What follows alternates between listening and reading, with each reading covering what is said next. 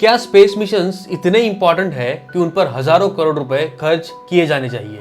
ये सवाल कुछ लोग हमेशा उठाते हैं जब कोई स्पेस मिशन कंडक्ट किया जाता है। इन लोगों का ये कहना होता है कि पॉपुलेशन का बड़ा हिस्सा आज गरीबी से जूझ रहा है, तो क्यों ना ये पैसा कुछ स्कीम्स या योजनाओं पर लगाया जाए जिनसे गरीबी को दूर किया जा सकता है। एक एंगल से देखा जाए तो बात सही लगती है। आज भी देश में 22% लोग बिलो पॉवर्टी लाइन है, तो इतनी बड़ी संख्या में अगर लोग रास्ते के किनारे खाली पेट गुजारते हैं, तो क्यों ना इन स्पेस मिशन पर खर्चा होने वाला पैसा इन गरीबों पर किया जाए। लेकिन तभी कुछ लोगों का ये कहना है कि भारत अपने जीडीपी का 0.1% भी स्पेस मिशन पर खर्च नहीं करता। और सवाल ये भी उठता है फिर किसी भी गवर्नमेंट ने पिछले 60 सालों में इन स्पेस मिशन पर क्यों इतना खर्च किया। चलिए तो दोस्तों इस उलझन को सुलझाते हैं और बिल्ड करते हैं हमारा पर्सपेक्टिव।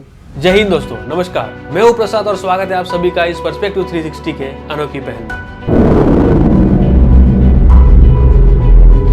स्पेस एक्सप्लोरेशन में और स्पेस मिशन सेक्टर में दुनिया के कुछ देश और वहां की एजेंसी काफी सक्सेसफुल रही है।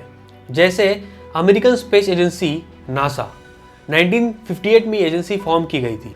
नासा ने 1969 में अपने अपोलो स्पेस मिशन फ्लाइट के जरिए पहला इंसान चांद पर लैंड करवाया था और ये मोमेंट ऐतिहासिक बन गया।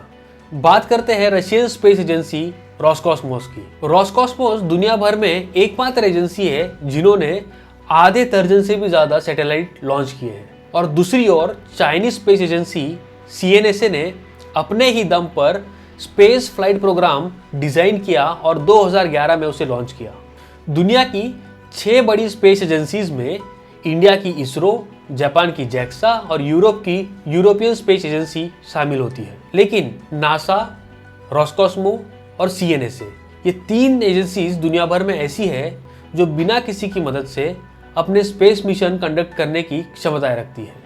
इस चार्ट के जरिए समझता है कि देश अपने स्पेस ऑर्गेनाइजेशंस पर कितना खर्च करते हैं। इकोनॉमिक सर्वे 2019-20 के अनुसार यूएस नासा पर $19.5 बिलियन खर्च करता है। चाइना सीएनएसए पर $11 बिलियन खर्च करता है। रशिया रोसकॉस्मोस पर $3 बिलियन खर्च करता है। और इन देशों के कंपैरिजन में देखें तो इंडिया इसरो पर $1.5 बिलियन खर्च करता है। अगर जीडीपी के प्रोपोर्शन में देखा जाए तो यूएस और रशिया अपने स्पेस मिशंस पर लगभग 0.26% खर्च करता है, जबकि इंडिया अपने जीडीपी का 0.06% खर्च करता है। दूसरी ओर अगर कंपैरिजन के लिए सिर्फ देखा जाए तो एजुकेशन, हेल्थ और वेलफेयर एक्टिविटीज पर इंडिया अपने जीडीपी का 7.7% खर्च करता है। एक बात तो इससे काफी क्लियर होती है कि इंडिया अपने जीडीपी के प्रोपोर्शन में या किसी और देश के कंपैरिजन में अपने स्पेस मिशंस पर काफी कम अमाउंट खर्च करता है। एक आम आदमी के लिए इन स्पेस मिशंस के क्या फायदे हैं? इन सवाल का जवाब मैं 3 पार्ट्स में डिवाइड करना चाहूंगा ताकि समझने में आसानी हो। पहला पॉइंट है स्पेस एक्सप्लोरेशन। ये एक ऐसी एक्टिविटी है जो कुछ मूलभूत सवालों के जवाब जानने में मदद करती है, जैसे यूनिवर्स में पृथ्वी की लोकेशन क्या है, सोलर सिस्टम की हिस्ट्री क्या है, या पृथ्वी के अलावा किसी और प्लेनेट पर लाइफ एग्जिस्ट करती है या नहीं, या फिर पृथ्वी के अलावा किसी और प्लेनेट पर पानी की मौजूदगी है या नहीं।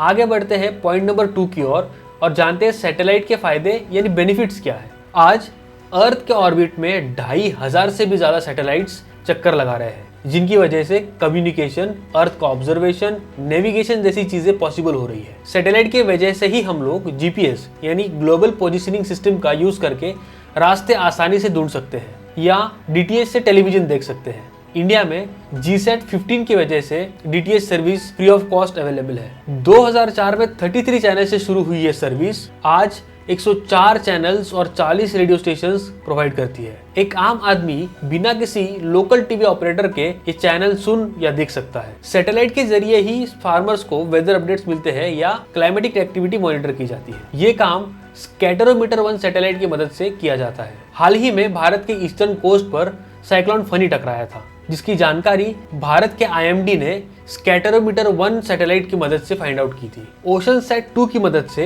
विंड स्पीड और ओशन सरफेस की एक्टिविटी मॉनिटर की जा रही थी, जिससे ये पता चला कि ये साइक्लोन की wind speed 135 kilometre per hour होगी, यानी ये साइक्लोन सीवियर साइक्लोन होगा। Important updates coming on cyclone Foni, which is intensified. The Met Department has said it could take the shape of an extremely severe cyclone. IMD की इस accurate early warning system की मदद से zero casualty policy बनाई गई और 11 लाख से भी ज्यादा लोगों को इवैक्यूएट किया गया, जिसकी सराहना, जिसकी तारीफ यूनाइटेड नेशंस ने भी की।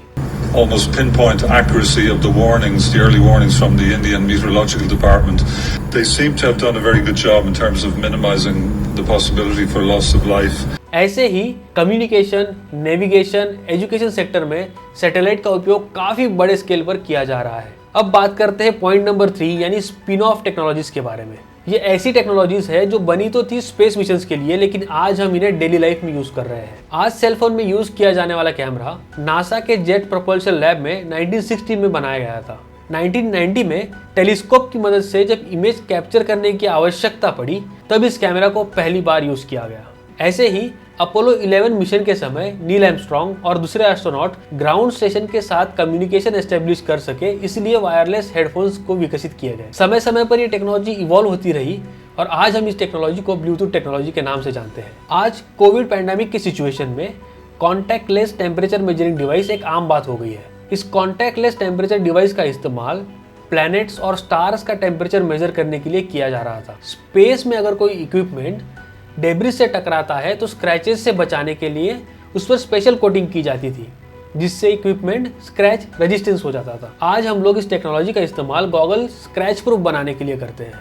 और भी कई सारी टेक्नोलॉजीज जैसे air purifier, solar panel, water purifier, fitness tracker, ये बनी तो थी स्पेस मिशंस के लिए, लेकिन आज हम लोग ये टेक्नोलॉजीज हमारी जिंदगी आसान बनाने के लिए यूज कर रहे हैं।